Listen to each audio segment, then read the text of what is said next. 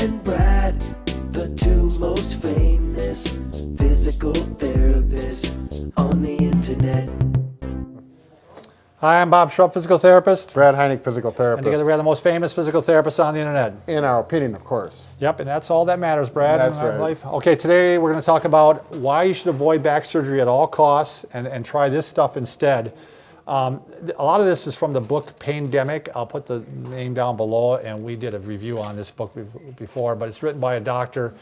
And she basically said if there's no emergency reason for surgery, you should definitely try a conservative approach first. Right. I mean, why go into surgery right away? But a lot of people do have that in mind, that I'm having pain, and even if they've had pain for a long time, they think they have to have surgery. And the fact is, the surgery may not take it away. Right. It might make it worse, or Yep. just give you more issues to deal with. Exactly. We both worked with people that have had surgeries and complications they continue on.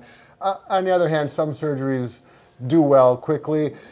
Yeah, we're going to talk about which ones, in which case we think you definitely should have the surgery. But Right. the quote that this doctor said, which I thought was really kind of telling, was, she goes, "I know plenty of pain medicine physicians and surgeons who would avoid back surgery like the plague if they were patients."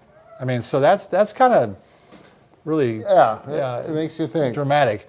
But when is it helpful? Okay, if you've got a growing mass, I mean, you got cancer in your spine and it's pushing on a nerve. Right. I mean, you got to have surgery to get that removed. Right. The same with a blood clot. You can get a blood clot on a spinal cord. Yep. And that would, again, compressing the spine, you want to get it removed. And those are the kind of surgeries that are not too involved. Typically, they take the mass out. You have immediate relief when when you're leaving that later that day or the next day.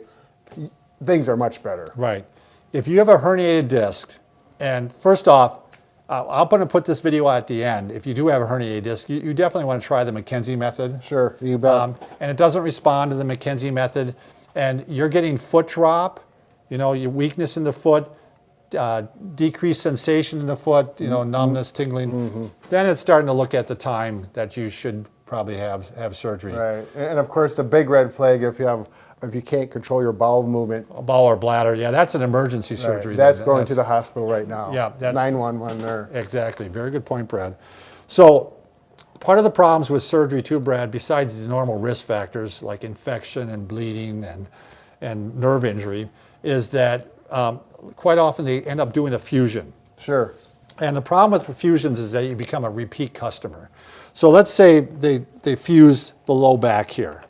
Okay, so now there's no movement at these lower three segments. Right. So in other words, the fusion is the vertebra they take and literally, and they may put hardware in there so that they are physically, mechanically attached, and there's no movement between the vertebrae, which is not natural. Right.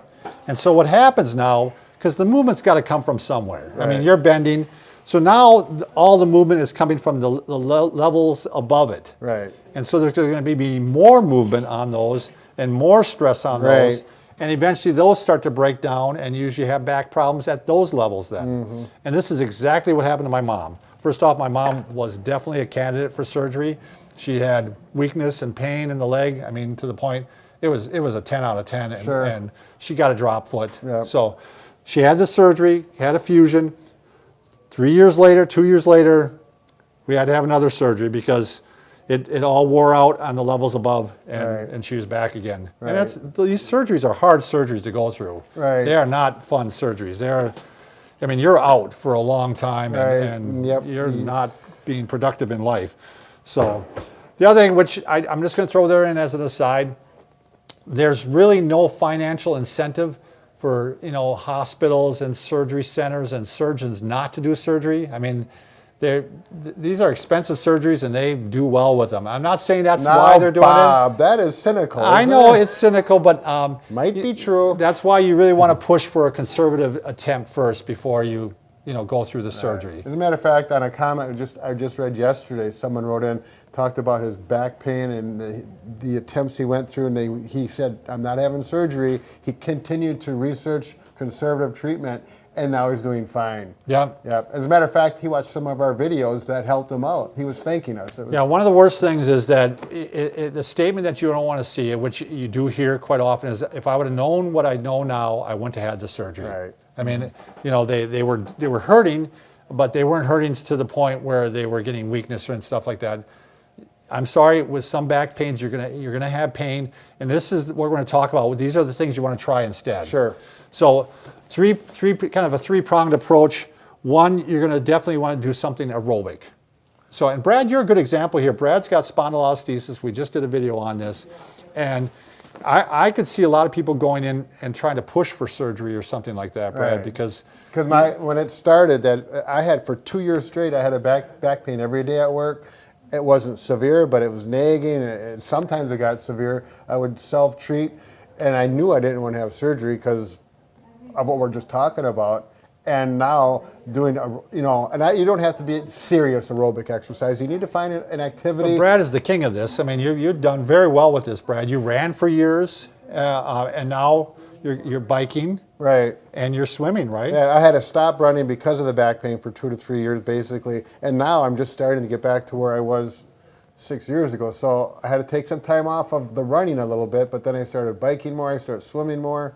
You don't have to do those, but those are some options. It just really helps. The more you can get oxygen to the area, and they found through studies that if you can do 20 minutes of aerobics, which means just 20 minutes of walking even, Right. It really gets a lot more oxygen to that area and helps it. It's going to help you feel better. It's going to Right. stop. It's going to heal better. Yeah, it's not like you got to put the leotards on and go to a class and get all sweated Right. up. That's another story. Even just staying active for 20 minutes is doing aerobics. So, all right, the second thing is you're going to want to try to find what movements you can do. Because everybody, generally, you can find some movement that you can do with your back that's going to make it feel better. Let's show some of them, Brad. I'll go ahead and lay down here. For some of you, it might be doing knee to chest. Sure. Single knee to chest, and then you can even go one and then another and even do double knees to chest. Right. Depending what your problem is, some people it's going to make your problem worse. Right. That's going to make a herniated disc usually worse. Sure. The one that most people can do, Brad, without fail, is the rotations like this. Right. So, like you said, a lot of times you have people keep their knees together, right? Yep. Going back, gentle mobility. And it Yep. depends. If you're in a really acute flare-up where your back is really sore, you got to take, this is more for that chronic pain that you can Right. still work with on a daily basis. And you're trying to figure out how to get it better over time. Exactly. But I don't know, when I had my pain episode, I was able to do some of these. Yep. And sometimes you might. And you might find that you can only go one direction. That's fine. Just do the one direction right now. Or you may find out that it's feeling better and you can actually start really rotating. Right. Like this. Really start getting, and you can move your heels up or down depending on what part of the back you're working on. Right. So This is one of those things you just, you need to work with your body, be patient. Do not do that whole philosophy of no pain, no gain. right, you're trying to find the movements that don't hurt. Right. And this is a popular one too that works out well a lot of times with the herniated disc. And we're going to put this at the end too. Is a video that you can click onto. The McKenzie approach, where you're Sure. actually doing some extensions like this. Right. And we got a whole video on this, so I'm not going to go too deep into this Right. now. But Just click on it at the end, and there's Yeah. more details on treatment Right. for this.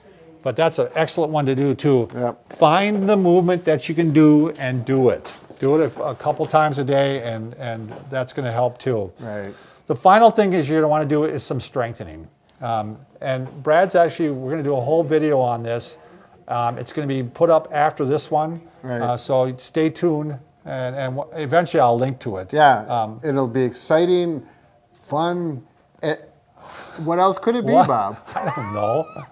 But really, strengthening exercises should not irritate the back. They should get the muscles I working. think, give the example in your case, Brad. I think it's made the difference where you were able to, there was things you couldn't do, and then you started doing strengthening, and now you can do them, right? Right, and this takes some time. It doesn't happen in a week or two, typically. This is a dedicated person Right. if you're going to do strengthening, but it's so good for you overall even. I mean, it's going to help your core. It's going to make you look thinner. Right. It's going to, and strong like. Strong like bull, Oh, Bob. there we You gotta go. roll your strong like bull. There's the bull, and we all know where else the bull is. Okay, thanks for watching.